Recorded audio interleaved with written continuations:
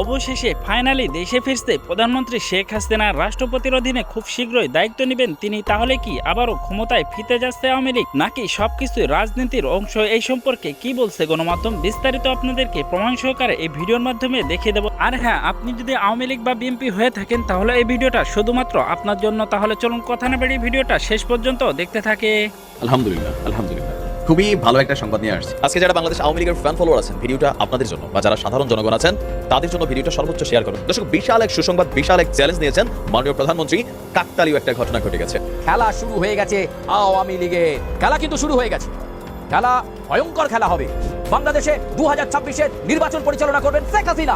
এই আওয়ামী লীগের ফেরত আসার কথা শোনার পর থেকেই ঘুম উড়ে গেছে ডক্টর ইউনূসের। বাংলাদেশের রাজনীতিতে এবার একটা বড় অঘটন ঘটতে চলেছে। বসে মাননীয় প্রধানমন্ত্রী শেখ হাসিনা নিশ্চয়ই মুচকি মুচকি হাসছেন আর বলছেন, আরে ইউনূস পাগল, বাংলাদেশ আওয়ামী লীগ এই দেশের জন্মদাতা। শেখ হাসিনার নেতৃত্বাধীন বাংলাদেশ আওয়ামী লীগ চমক দেখিয়েছে। ইউনূস এখন ক্ষমতার যে চ্যাপ্টার, সেই চ্যাপ্টারের শেষ পৃষ্ঠায় আছে। এই পৃষ্ঠা যে কোনো সময় শেষ হয়ে যাবে, এইটুক নিশ্চয়তা আমি আপনাদেরকে দিতে পারি। একের পর এক বন্ধ হচ্ছে ডেভিল ইউনূসের দরজা। একপাক্ষিক বিচারে লজ্জিত, বিচার প্রক্রিয়া নিয়ে প্রশ্ন তুলে সরে দাঁড়ালেন ট্রাইব্যুনালের বিশেষ উপদেষ্টা টমি ক্যাডম্যান। শেখ হাসিনা বাংলাদেশের ত্রয়োদশ জাতীয় সংসদ নির্বাচন উপলক্ষে এমন কিছু বার্তা দিবেন যেটি গত এক সপ্তাহ ধরে অনুষ্ঠিত বৈঠকের আলোকেই হবে। প্রশ্ন হলো, শেখ হাসিনা ও তার দল এরই মধ্যে ভোট বর্জনের কথা বলেছেন, তাহলে 23শে জানুয়ারি নতুন কি বার্তা দিতে পারেন তিনি? তারেক জিয়ার বিরুদ্ধে রাজনীতিতে তোলপাড়, সবার সন্দেহের তীর তারেক জিয়ার বিরুদ্ধে। তারেক জিয়াকে আবার লন্ডনে ফিরে যেতে হতে পারে। তিনি নিজেই এমন ফাঁদে পড়বেন যে দেশে থাকতে পারবেন না, লন্ডনে যেতে হবে। আওয়ামী লীগ নেতারা কি দিল্লি বা বেলজিয়ামে থেকে নির্বাচন করবেন? নির্বাচনে অংশ নিতে চায় আওয়ামী লীগ, বলেছেন শেখ হাসিনা। আদলের যুগ্ম সাধারণ সম্পাদক ডক্টর হাসান মাহমুদ বলেছেন, ইউনূসের জায়গায় অন্য কেউ অন্তর্বর্তী সরকারের দায়িত্ব নিলেই তবেই নির্বাচনে যাবে দলটি। জানিয়ে দেব এইমাত্র পাওয়া হাতে থাকা সর্বশেষ আপডেট সংবাদ। এতক্ষণ শুনছিলেন সংবাদ শিরোনাম, এবার থাকছে বিস্তারিত। প্রিয় দর্শক, ইতিপূর্বে যে ভিডিওর স্ক্রিপ্টগুলো আপনারা দেখে ফেলেছেন, ইতিমধ্যেই কিন্তু বুঝে গেছেন যে আজকের এই ভিডিওটা কি সম্পর্কে হতে চলেছে। তাই আমি আর কথা বাড়াবো না, আপনাদেরকে কিন্তু সেই কাঙ্ক্ষিত ভিডিওটার দিকে নিয়ে যাবো। তার আগে একটা ছোট্ট রিকোয়েস্ট করে থাকবো, আপনি যদি আমাদের চ্যানেলে এখনো নতুন হয়ে থাকেন তাহলে অবশ্যই চ্যানেলটাকে সাবস্ক্রাইব করে আমাদের সাথেই থাকবেন, যাতে করে এমন নতুন নতুন আপডেট নিউজ সবার আগে আপনাদের হাতে পৌঁছে দিতে পারি। তাহলে চলুন এ বিষয় নিয়ে রাজনৈতিক বিশ্লেষকরা কি বলেছে আগে সেই ভিডিওটা দেখে নেবো, তারপরেই কিন্তু মূল ভিডিওটা আপনাদেরকে দেখে দেবো। চলুন কথা না বাড়িয়ে পর ভিডিওগুলি দেখতে থাকে। 2024 সালের 5 আগস্টের পর থেকে বিএনপির স্বপ্নে শুধুই ক্ষমতার মসনদ। একটি ভোটের মাধ্যমে ক্ষমতায় যেতে দলটি গত 17 মাসে যা কিছু করেছে তা নিয়ে মহাকাব্য রচনা করা যায় অনায়াসই। কিন্তু শেষ মুহূর্তে এসেও যে কোনো মূল্যে নির্বাচনের দাবিতে অনড় বিএনপির কপালের ভাঁজ ধীরে ধীরে বাড়ছে। একতরফা নির্বাচনে নিশ্চিত জয়ের স্বপ্ন ফিকে হতে শুরু করেছে। তফসিল ঘোষণার পর থেকে একের পর এক হাজির হচ্ছে কঠিন বাস্তবতা। একসময়ের পরম মিত্র জামাতের বহুমুখী কৌশল দুশ্চিন্তা আরো বাড়িয়ে দিয়েছে। জগন্নাথ বিশ্ববিদ্যালয়ের ছাত্রদলের ভরাডুবি, পোস্টাল ব্যালটে অনিয়ম, বিক্ষট কয়েকজন প্রার্থীর মনোনয়নপত্র বাতিল, বিভিন্ন এলাকায় বিদ্রোহী প্রার্থীর দাপট, জামাতের নেতৃত্বে শক্ত জোটে তৈরি হয়েছে দুর্ভাবনা। তারেক রহমান দেশে ফেরার পর যে বিপুল সাড়া দেখা গিয়েছিল সেটাও হারিয়ে যাচ্ছে প্রতিদিনের নানামুখী ঘটনার ধাক্কায়। সোশ্যাল মিডিয়ায় চলছে জামাতের সমন্বিত ক্যাম্পেইন। চাপ বাড়াতে জামাত এবং এনসিপি সামনে আনছে প্রার্থীদের দ্বৈত নাগরিকত্ব এবং খেলাপি ঋণের ইস্যু। এমন অবস্থায় একতরফা নির্বাচনেও জয়ের পথ ক্রমশ কঠিন হওয়ায় বিষয়টি বিএনপির প্রতি অ্যাক্টিভিস্টরাও মেনে নিচ্ছেন। নানামুখী সংকটের মাঝে নির্বাচন ভবনের সামনে দুদিন ধরে অবস্থান নিয়ে বিক্ষোভ করেছে ছাত্রদল। ইসিতে নালিশ ঠুকেছেন দলের মহাসচিব, তবে পরদিনই আবার আস্থা জানিয়েছেন ইসির উপর। প্রশ্ন হলো, 17 মাসে একের পর এক দোদুল্যমান অবস্থানের কারণে বিপাকে পড়া বিএনপি শেষ মুহূর্তেও কি রেসের মাঠ থেকে ছিটকে পড়তে যাচ্ছে? তারা এতদিন পরে এসে যেসব অভিযোগ তুলছে সেগুলোর সমাধানের কোনো সুযোগ কি আর আছে? আবার অভিযোগ শুরু হওয়ার জন্য যথেষ্ট মাত্রায় চাপ তৈরির শক্তিও কি রয়েছে দলটির? ইশরাক হোসেনকে ঢাকার দক্ষিণের মেয়র পদে বসানোর ক্ষেত্রে যে ব্যর্থতা দেখা দিয়েছিল, আবারও কি তারই পুনরাবৃত্তি অপেক্ষা করছে? এক সময়কার পরম মিত্র জামাত যেভাবে প্রকাশ্যে উপহাস করছে, তার কি প্রভাব পড়ছে জনমনে? মনোনয়নপত্র নিয়ে আপিল শুনানিতে 18 জানুয়ারি বিএনপির আরো 2 জনের প্রার্থিতা বাতিল করে নির্বাচন কমিশন। তাদের মধ্যে কুমিল্লা 10 আসনের আব্দুল গফুর ভুইয়ার প্রার্থিতা বাতিল হয় দ্বৈত নাগরিকত্বের কারণে। আর হাইকোর্টের স্থগিতাদেশ থাকায় চট্টগ্রাম 2 আসনে সরার আলমগীরের মনোনয়নপত্র বাতিল করা হয়। এই দুটি আসনেই এখন প্রধান প্রার্থী হিসেবে জামাত নেতারা নির্বাচনের মাঠে আছেন। ইসিতে আপিল শুনানিতে 17 জানুয়ারি কুমিল্লা 4 আসনে বিএনপি প্রার্থী মঞ্জুর আহসান মুন্সির প্রার্থিতাও বাতিল হয়েছে। এই আসনে অনেকটা ফাঁকা মাঠে গোল দেওয়ার মতো পরিস্থিতি তৈরি হয়েছে এনসিপির হাসনাত আব্দুল্লাহর জন্য। তার বিরুদ্ধে ভোটের মাঠে আছেন নাম সর্বস্ব অন্য 4টি দলের প্রার্থীরা। বিএনপি প্রার্থী উচ্চ আদালত থেকে প্রার্থিতা ফেরত না পেলে কিংস পার্টির হাসনাতি আপাতত অপ্রতিদ্বন্দ্বী প্রার্থী। গুঞ্জন রয়েছে বিএনপির 1.5 ডজনের বেশি হেভিওয়েট প্রার্থীর তালিকা রয়েছে প্রতিদ্বন্দ্বী জোটের হাতে। এসব প্রার্থীর বিরুদ্ধে দ্বৈত নাগরিকত্ব এবং ঋণ খেলাপের মতো অভিযোগের তথ্য প্রমাণও সংগ্রহ করা হয়েছে। পরিস্থিতি অনুযায়ী সামনে আনা হতে পারে এসব প্রমাণ। এর মধ্যে গুরুত্বপূর্ণ 3টি আসনে বিএনপির প্রার্থিতা বাতিল বড় ধরনের ধাক্কা হয়ে এসেছে দলটির সামনে। সমর্থকদের দাবি, প্রতিপক্ষ জোটের অনেক প্রার্থীর বিরুদ্ধেও দ্বৈত নাগরিকত্ব বা ঋণ খেলাপের অভিযোগ আছে, তবে সেগুলোর ক্ষেত্রে নমনীয় অবস্থান নিয়েছে ইসি। প্রবাসী সাংবাদিক জুলকারনাইন সায়ের ফেসবুকে এক পোস্টে চট্টগ্রাম 9 আসনে জামাত প্রার্থী একেএম ফজলুল হকের আমেরিকান নাগরিকত্বের প্রমাণ প্রকাশ করেন। ফজলুলের স্ত্রী আমিনা শাহিনের নামে নিউ ইয়র্কের স্থাবর সম্পত্তি থাকার দাবিও করা হয় পোস্টে। সায়ের দাবি, যুক্তরাষ্ট্রের ফেডারেল রেজিস্ট্রারের তথ্য অনুযায়ী ফজলুল হকের আমেরিকান নাগরিকত্ব ত্যাগের কোনো প্রমাণ পাওয়া যায়নি। বিএনপি প্রতি সাংবাদিক ও অ্যাক্টিভিস্টদের অনেকেই কিছুদিন ধরে ইসির বিরুদ্ধে পক্ষপাতের অভিযোগ তুলছেন, বিশেষ করে পোস্টাল ব্যালটে ধানের শীষের অবস্থান নিয়ে অভিযোগ এবং প্রবাসে এই ব্যালট নিয়ে তুগলকি কাণ্ড কারখানার দৃশ্য ভাইরাল হয়েছে সোশ্যাল মিডিয়ায়। পোস্টাল ব্যালট পেপার ছাপা এবং সরবরাহের কোনো পর্যায়েও বিএনপির কোনো সক্রিয় অবস্থান দেখা যায়নি। তবে সোশ্যাল মিডিয়ায় মধ্যপ্রাচ্যের কয়েকটি দেশে জামাত সমর্থকদের জিম্মায় শত শত ব্যালটের দৃশ্য প্রকাশ হওয়ার পর তাদের মাথায় আকাশ ভেঙে পড়ে। বিষয়টি নিয়ে ইসিতে নালিশ জানাতে ছোটেন বিএনপির নেতারা, তবে এতদিনে যমুনার জল অনেক দূর গড়িয়ে গেছে। অবস্থা এমন হয়েছে যে পোস্টাল ব্যালট নিয়ে 9/6 অভিযোগের সমাধান চাইলে পুরো প্রক্রিয়া নতুন করে শুরু করতে হবে।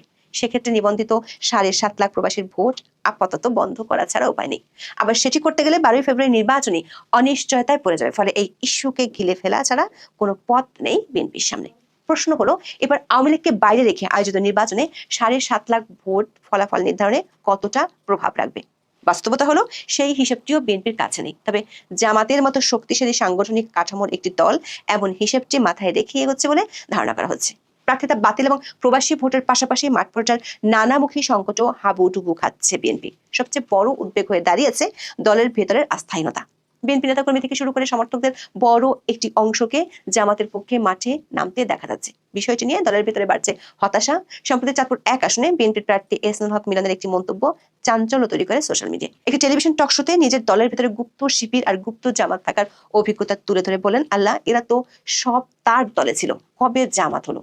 অনুষ্ঠানে আক্ষেপ ভরা কণ্ঠে মিলন বলেন, তার এলাকায় এতদিন যাদের উপকার করেছেন, নিজের দলের লোক ভেবেছেন, তাদের এখন দেখছেন জামাতের রুকন হিসেবে।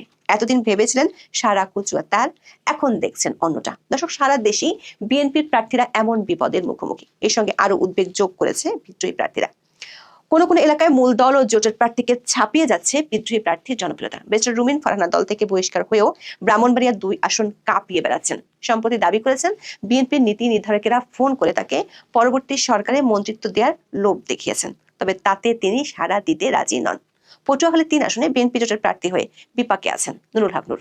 নিরুপায় হয়ে কিছুদিন আগে তারেক রহমানের কাছে নালিশ করে উল্টো বিপাকে পড়েছেন। পটুয়াখালী 3 আসনে বিএনপির সব কমিটি বাতিল করা হলেও মাঠ ছাড়েননি বিদ্রোহী নেতা হাসান মামুন। উল্টো স্থানীয় বিএনপি নেতাকর্মীরা মিষ্টি বিতরণ করে মামুনের প্রতি সমর্থন আরো জোরদার করেছেন। দর্শক, মাঠ পর্যায়ে আরো কিছু ঘটনা বিএনপিকে দুশ্চিন্তার চূড়াবালির দিকে ঠেলে দিচ্ছে। বিশেষ করে মাঠ প্রশ্নে প্রতিপক্ষের প্রভাব নিয়ে বাড়ছে উদ্বেগ। এর সঙ্গে যোগ হয়েছে 1.5 বছর ধরে ভোটার ট্রান্সফারের মাধ্যমে বিশেষ কিছু আসনে জামাতের শক্তি বৃদ্ধির খবর। আওয়ামী লীগ সরকার পতনের পর থেকে জামাত এই কাজ সুচারুভাবে করেছে এমন অভিযোগ পুরনো, তবে শেষ মুহূর্তে এসে ঘুম ভেঙেছে বিএনপির। দলের মহাসচিব 18 জানুয়ারি হন্তদন্ত হয়ে ছুটে যান নির্বাচন কমিশনে। তিনি এমন এক গাদা অভিযোগের ফিরিস্তি দিয়েছেন যেগুলোর কোনোটির সমাধান 3 সপ্তাহের মধ্যে করা সম্ভব নয়। এতদিন পরে এসে মির্জা ফখরুলের অভিযোগ, নির্বাচন কমিশনের কিছু কর্মকর্তা একটি দলের হয়ে কাজ করছেন। ইসি অনেক ক্ষেত্রে পক্ষপাতমূলক আচরণ করছে। তারা চান কমিশন যেন নিরপেক্ষ ভূমিকা রাখে। কোন দলের পক্ষে মাঠ পর্যায়ের কর্মকর্তারা কাজ করছেন সেটি পরিষ্কার করেননি মির্জা ফখরুল, তবে সেই দলটি যে জামাত সেটা বোঝা কঠিন কিছু নয়। প্রশ্ন হলো, ভোটের বাকি যখন মাত্র 3 সপ্তাহ, তখন মাঠ প্রশাসনের রদবদল করা আদৌ কি সম্ভব? আবার যদি অতীতের মতো অভিযোগ আমলে নেওয়া না হলে কি করার থাকবে বিএনপির? 1.5 বছরের দোলাচলের রাজনীতিতে কোনো ইস্যুতেই তারা শেষ পর্যন্ত শক্ত অবস্থান নিতে পারেনি। এর সবচেয়ে বড় নজির, উচ্চ আদালতের আদেশের পরও ইশাক হোসেনকে ঢাকা দক্ষিণের মেয়র পদে বসাতে ব্যর্থ হয়েছে দলটি। সে সময় উপদেষ্টা আসিফ মাহমুদের কাছে নতির শিকার বড় ধরনের রাজনৈতিক বিপর্যয়ের দিকে ঠেলে দেয় বিএনপিকে। উপদেষ্টা পরিষদের বিতর্কিত কয়েক উপদেষ্টাকে সরিয়ে দেওয়ার দাবিও ভেসে গেছে যমুনার জলে। উল্টো তাদের বিরুদ্ধে অভিযোগ, তাদের পাশে রেখে তারেক রহমান সহ বিএনপি নেতাদের সঙ্গে একাধিক বৈঠক করেছেন ডক্টর ইউনূস। 1.5 বছরে এমন অসংখ্য নতজানু অবস্থানের জন্ম দেয়া বিএনপি আগামী 3 সপ্তাহে ভোটের মাঠ নিয়ন্ত্রণে নিতে পারবে এমন সম্ভাবনার পক্ষে বাজি ধরার কেউ পুরো বাংলাদেশে নেই। ইসিতে মির্জা ফখরুলের নালিশে ভোটারের নির্বাচনী এলাকা পরিবর্তনের ইস্যুটিও এসেছে। এই অভিযোগের শুরু হওয়া এখন আর করা সম্ভব নয়। মির্জা ফখরুল বলেন, ঢাকা মহানগরের বিভিন্ন নির্বাচনী এলাকায় একটি রাজনৈতিক দল তাদের প্রার্থীদের বিজয়ী করতে অনৈতিক কূটকৌশল নিয়েছে। তারা দেশের ভিন্ন ভিন্ন এলাকা থেকে ভোটারদের ব্যাপক হারে এলাকা পরিবর্তন করাচ্ছে। মোট কত সংখ্যক ভোটার কোন কোন এলাকা থেকে ঢাকা মহানগরের কোথায় স্থানান্তর হয়েছে তার বিস্তারিত বিবরণও দাবি করেন তিনি। প্রশ্ন হলো, এই বিবরণ হাতে পেলেও বিএনপি এখন কি করবে? গুঞ্জন আছে ব্যাপক হারে ভোটার যোগ করা আসনের একটি হলো ঢাকা 17। এই আসনে প্রতিদ্বন্দ্বিতা করছেন বিএনপির চেয়ারম্যান তারেক রহমান। গুঞ্জন সত্যি হলে এই আসনে জামাতের ডক্টর এস.এম. খালিদুজ্জামানের শক্ত প্রতিদ্বন্দ্বিতার মুখোমুখি হতে পারেন তারেক রহমান, আর সেটাই ভাবিয়ে তুলেছে বিএনপিকে। ইসিতে অভিযোগ জানানোর পর মির্জা ফখরুল দাবি করেন, জামাতের কর্মীরা বাড়ি বাড়ি গিয়ে এনআইডির কপি, বিকাশ নাম্বার, মোবাইল নাম্বার সংগ্রহ করছে। এটি ব্যক্তিগত গোপনীয়তার ভঙ্গ এবং ক্রিমিনাল অফেন্স। এ বিষয়ে জরুরি পদক্ষেপ নেওয়া প্রয়োজন বলে তারা ইসিকে জানিয়েছেন। প্রবাসে পোস্টাল ব্যালট নিয়ে তুগলকি কাণ্ড নিয়ে বিএনপি যে কিছুই করার নেই সেটি স্পষ্ট হয়েছে মহাসচিবের কথায়। হাল ছেড়ে তারা এখন দেশের ভেতরের পোস্টাল ব্যালট পরিবর্তনের দাবি তুলেছেন। এতদিন পরে এসে তাদের মনে হচ্ছে পোস্টাল ব্যালট পেপারটি সঠিক নয়, এতে পক্ষপাত এবং কোনো একটি দলকে বিশেষভাবে সুবিধা দেওয়ার চেষ্টা করা হয়েছে। এখন তারা চান দেশের ভিতরে যারা পোস্টাল ব্যালটে ভোট দেবেন তাদের জন্য আলাদা ব্যালট তৈরি করা হোক, আর সেটি হতে হবে প্রতীক বরাদ্দ করার পর। ইসি হয়তো এ দাবি মেনে নেবে, কিন্তু প্রবাসে পাঠানো 7.5 লাখ ব্যালট নিয়ে আতঙ্ক পিছু ছাড়বে না বিএনপির। দর্শক, সম্প্রতি জগন্নাথ বিশ্ববিদ্যালয় কেন্দ্রীয় ছাত্র সংসদ নির্বাচনে ভরাডুবি হয় ছাত্রদলের। এরপর বিশ্ববিদ্যালয় কেন্দ্রিক নির্বাচন নিয়ে আগ্রহ পুরোপুরি হারিয়ে যায় বিএনপির। এখন তারা জাতীয় নির্বাচনের আগে সিলেটের শাহজালাল বিশ্ববিদ্যালয় নির্বাচনের বিরুদ্ধে। বিষয়টি নিয়ে ইসিতে 18 জানুয়ারিও উষ্মা প্রকাশ করেন মির্জা ফখরুল। পরদিন হাইকোর্ট সাবিতে ভোট স্থগিত করলেও বিষয়টি নতুন ইমেজ সংকটে ফেলেছে বিএনপি এবং ছাত্রদলকে। শাহজালাল বিশ্ববিদ্যালয়ের সাধারণ শিক্ষার্থীদের ব্যানারে আন্দোলনে নেমেছে ছাত্র শিবির। এই ভোট স্থগিতের দাবি নিয়ে জামাতের শীর্ষ নেতারা প্রকাশ্যে বিএনপিকে উপহাস করছেন। যমুনার প্রধান উপদেষ্টার সঙ্গে বৈঠকের পর জামাত নেতা আব্দুল্লাহ মোহাম্মদ তাহের বলেন, পরাজয়ের ভয় থেকে বিএনপি ছাত্রদল শাসন নির্বাচন চায় না। বিএনপি মহাসচিবের সাম্প্রতিক একটি মন্তব্যকে হেসে উড়িয়ে দেন তাহের। বলেন, বিশ্ববিদ্যালয় ছাত্র সংসদ নির্বাচনগুলোতে ছাত্রদল জিতলে ঠিক অন্য কথা বলতেন মির্জা ফখরুল। শিবির হালে বলা হতো জাতি জামাতকে চায় না, এর বদলে তারা হেরেছে বলে এখন বলছে এর কোনো প্রভাব জাতীয় নির্বাচনে পড়বে না। দর্শক, ইসিতে যুদ্ধংদেহী মনোভাব নিয়ে হাজির হওয়ার পরদিনই সুর বদলে গেছে বিএনপি মহাসচিবের। এখন তিনি নির্বাচন কমিশনের উপর আস্থা রাখার কথা বলছেন। দাবি করেন, নির্বাচন কমিশন এখন পর্যন্ত যোগ্যতার সঙ্গেই কাজ করছে। বিএনপি বিশ্বাস করে কমিশন যোগ্যতার সঙ্গে আগামী সংসদ নির্বাচন পরিচালনা করতে পারবে, অথচ একদিন আগেই ছিল ঠিক উল্টো কথা।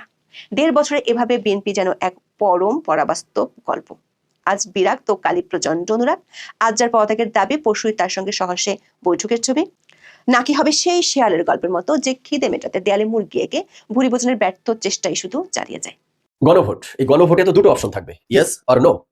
তো দেশের জনগণ হ্যাঁ ভোট দিবে নাকি নায়ের ঘরে ভোট দিবে, এটা তো দেশের জনগণের প্রত্যেকটা নাগরিকের তার নিজের বিবেচনার বিষয়, তার নিজের রুচি পছন্দ বা ইচ্ছার বিষয়। যদিও রাজনৈতিক দলগুলো তাদের স্থান থেকে বিভিন্ন ধরনের স্ট্যান্ড নিতে পারে, কোনো রাজনৈতিক দল হ্যাঁ এর পক্ষে থাকতে পারে, কোনো রাজনৈতিক দল নায়ের পক্ষে থাকতে পারে, বাট ডক্টর ইউনূসের সরকার এখন এই নির্বাচনকালীন মুহূর্তে অ্যাজ লাইক তত্ত্বাবধায়ক সরকার, তো তাদের কাজ হলো নিরপেক্ষ থেকে নির্বাচনটা সুষ্ঠুভাবে পরিচালনা করা। তো এই নিরপেক্ষ সরকারের ভূমিকায় থাকা ডক্টর ইউনূসের সরকার কি এই রাজনৈতিক দলের মতো কোনোভাবে পারে যে হ্যাঁ এর পক্ষে যেতে অথবা নায়ের পক্ষে যেতে? এটা কি তাদের কাজ?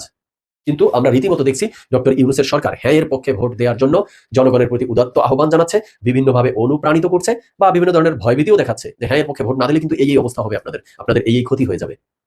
তো দর্শক শ্রোতা, চলুন এই বিষয় নিয়ে আজকে কথা বলবো। শুরুতে তথ্যচিত্রের মাধ্যমে দেখার চেষ্টা করি। গণভোটে হ্যাঁ ভোট দেওয়ার আহ্বান জানিয়েছে প্রধান উপদেষ্টা। আর এই বিষয় নিয়ে যখন বিভিন্ন মহল থেকে আলোচনা সমালোচনা তৈরি হয়েছে যে ডক্টর ইউনূসের সরকার হ্যাঁ ভোটের পক্ষে অবস্থান নিতে পারে কিনা, তখন আমরা দেখেছি এই প্রধান উপদেষ্টার প্রেস সচিব তিনি বলেছে এই সরকার হ্যাঁ ভোটের জন্য বলবে, সেই রাইট তার আছে, সরকারের যা দায়িত্ব তাই সে করতেছে। এছাড়া আমরা দেখেছি সুজনের সম্পাদক বদিউল আলম মজুমদার, তিনিও বলছে সরকার কেন হ্যাঁ এর পক্ষে প্রচার চালাতে পারে, সেই পক্ষে তিনি বিভিন্ন ধরনের ব্যাখ্যা দিয়েছে। সরকার এই গণভোটের ক্ষেত্রে গণভোটের পক্ষে অবস্থান নিতে পারে কিনা, তাদের সেই লেজিটিমেসি বা রাইট আছে কিনা, আমি মনে করি আছে। কারণ হলো এই গণভোটটা হলো জুলাই সনদ বাস্তবায়নের লক্ষ্যে, আর জুলাই সনদে রয়েছে সেই সংস্কার। তো এই সকল কাজ তো এই সরকারের হাত ধরেই হয়েছে, তো এই কাজের সফলতা তারা তো দেখতে চাইবে। এই দৃষ্টিকোণ থেকে তাদের লেজিটিমেসি রাইট আছে বলে আমি মনে করি।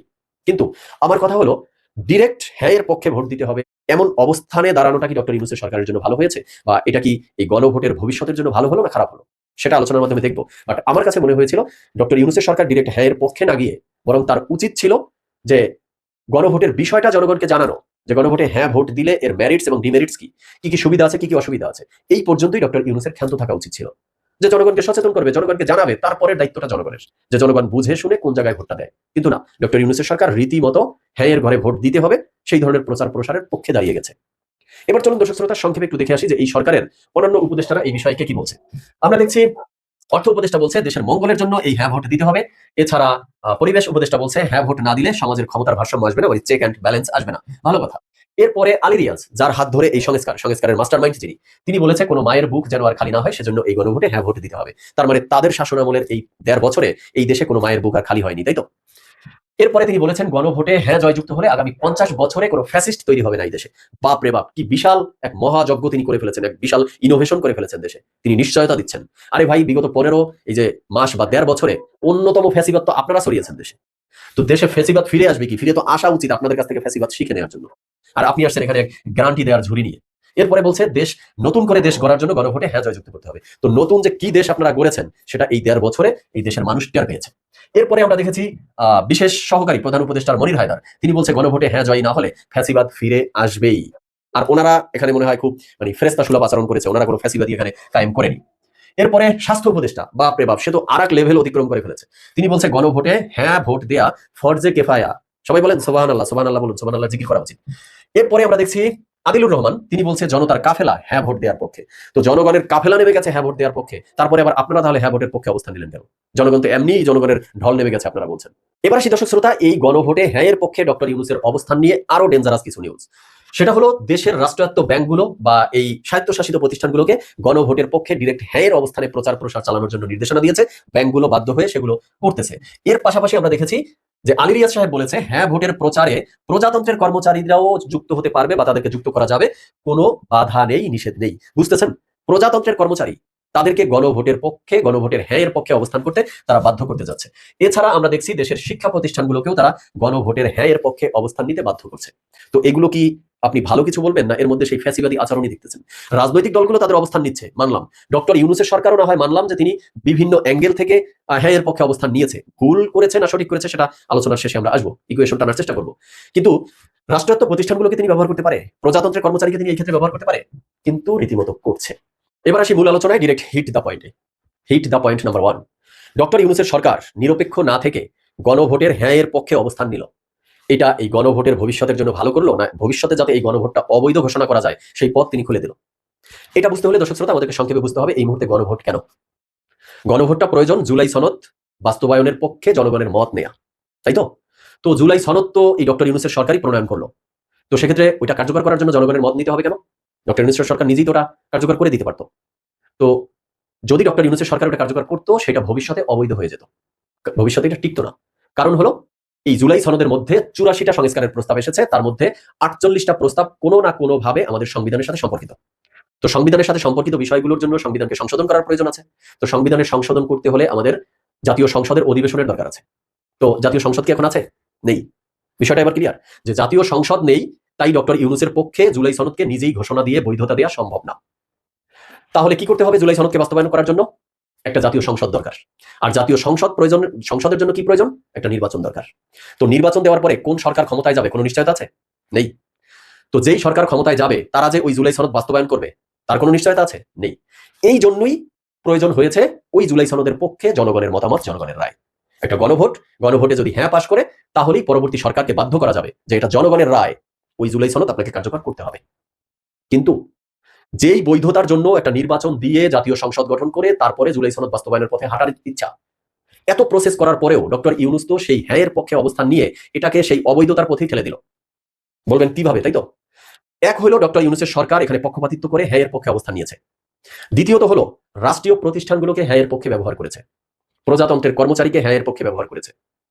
তো পরবর্তী সরকার এসে এটা বাস্তবায়ন করবে তো দূরের কথা, এটা তো উচ্চ আদালতে এটা নিয়ে রিট করবে যে ডক্টর ইউনূসের সরকার যেই গণভোট নিয়ে জনগণের রায় দিয়েছে এই গণভোটের মধ্যে তার পক্ষপাতিত্ব ছিল, তিনি রাষ্ট্রের সম্পদ নষ্ট করেছে এই ক্ষেত্রে, তিনি রাষ্ট্রের শক্তিকে অপব্যবহার করেছে এই ক্ষেত্রে তার এই ফ্যাসিবাদী আচরণ দিয়ে। বরং এই গণভোট বৈধ না, বৈধ অবৈধতার প্রশ্ন উচ্চ আদালতে তখন উঠবে। যেমন আমরা দেখেছি বিগত দিনে আমাদের সংবিধান যতবার সংশোধন হয়েছে পরবর্তীতে সরকার পরিবর্তন হলে ওই পূর্ববর্তী সংশোধনীর বৈধতা নিয়ে উচ্চ আদালতে রিট করা হতো। উচ্চ আদালত অনেক সময় অনেক সংশোধনী বাতিল করে দিয়েছে। তো ডক্টর ইউনূসের সরকার যে এই যে একটা ঝামেলা পাকাইলো, নিজে নিরপেক্ষ না থেকে যে একটা অবস্থানে দাঁড়িয়ে গেল, এটা তো রীতিমতো এই গণভোটের পাইন মেরে দিয়েছে এক কথায়। এই গণভোট ভবিষ্যতে উচ্চ আদালত কর্তৃক অবৈধ হওয়ার পথটা খুলে দিয়েছে। এবার আসি হিট দ্য পয়েন্ট নাম্বার 2। এই গণভোটকে কেন্দ্র করে বলা হচ্ছে হ্যাঁ এর পক্ষে ভোট দিতে। বলা হচ্ছে হ্যাঁ এর পক্ষে ভোট দিলেই নতুন বাংলাদেশ। এই যে এত এত পাওয়ার সম্ভাবনা ডক্টর ইউনূস যেটা প্রচার করছে, যেমন তত্ত্বাবধায়ক সরকার, নির্বাচন কমিশন, পিএসসি গঠনের ক্ষেত্রে সব দলের মতামত নিতে হবে, এরপরে ইচ্ছামতো সংবিধান পরিবর্তন করা যাবে না, এরপরে বলেছে ডেপুটি স্পিকার নিতে হবে বিরোধী দল থেকে, প্রধানমন্ত্রী কোনো একজন ব্যক্তি 10 বছরের বেশি থাকতে পারবে না। এই যে ভালো ভালো এবার উচ্চ কক্ষ গঠন করতে হবে, উদ্যোগগুলো নিয়েছে নিঃসন্দেহে ভালো, কিন্তু শেষে এসে বলেছে যে না ভোট যদি দেয়া হয় তাহলে এর কোনো কিছুই পাওয়া যাবে না এবং দেশে চলমান 1972 সালের সংবিধানই অব্যাহত থাকবে। তার মানে কি আপনারা এই গণভোটের মধ্য দিয়ে হ্যাঁ ভোটকে পাশ করিয়ে দিয়ে আপনাদের মূল লক্ষ্য কি 1972 সালের সংবিধানকে পরিবর্তন করে দেয়া, বা আপনাদের মূল এজেন্ডাটাই হলো 1972 সালের সংবিধানের বিরোধী অবস্থান? তাহলে আপনারা যে বলছেন গণভোটে হ্যাঁ পাশ করলে নতুন বাংলাদেশ পাওয়া যাবে, তাহলে পাল্টা একটা মনোভাব তো একটা শ্রেণীর মানুষের কাছে হতে পারে, সেটা হলো না মানে বাংলাদেশ আর হ্যাঁ মানেই হলো বাংলাদেশ বিরোধী শক্তি। কারণ আপনারা প্রচার করছেন হ্যাঁ মানেই নতুন বাংলাদেশ, কিন্তু নতুন বাংলাদেশের চিত্র তো এই 1.5 বছরে আপনারা দেখিয়েছেন। এখানে বাংলাদেশ বিরোধী শক্তির যেভাবে উত্থান হয়েছে এবং ডক্টর ইউনূসের সরকার তাদেরকে প্রশ্রয় দিয়েছেন না? গত 1.5 বছরে তো এটি দেখা গেছে। তাহলে প্রশ্ন তো এসে ওটাই দাঁড়ায় যে হ্যাঁ মানি আসলে বাংলাদেশ বিরোধী শক্তি আর না মানি বাংলাদেশ, এই যুক্তি যারা দাঁড় করাবে এই যুক্তি খণ্ডন করবেন কিভাবে? তো দর্শক শ্রোতা, আজকে এ পর্যন্তই। গণভোট নিয়ে ডক্টর ইউনূসের সরকার হ্যাঁ এর পক্ষে অবস্থান নিয়ে আমার মনে হয়েছে যে এই গণভোটটাকে ভবিষ্যতে উচ্চ আদালত যাতে অবৈধ করে দিতে পারে সেই রাস্তা খুলে দিয়েছে। এটা তারা বুঝে করেছে না বুঝে করেছে আমি জানি না। আপনারা আপনাদের মতামত জানাবেন। সবাই ভালো থাকবেন, সুস্থ থাকবেন। ধন্যবাদ সবাইকে। প্রিয় দর্শক, এই ভিডিওটা আপনাদের কাছে কেমন লাগলো? যদি বিন্দু পরিমাণ ভালো লেগে থাকে তাহলে অবশ্যই চ্যানেলটাকে সাবস্ক্রাইব করে আমাদের সাথেই থাকবেন, যাতে করে এমন নতুন নতুন আপডেট নিউজ সবার আগে আপনাদের হাতে তুলে দিতে পারি। তাহলে সবাই ভালো থাকবেন, সুস্থ থাকবেন। দেখা হচ্ছে পরবর্তী কোনো আপডেট নিউজ নিয়ে।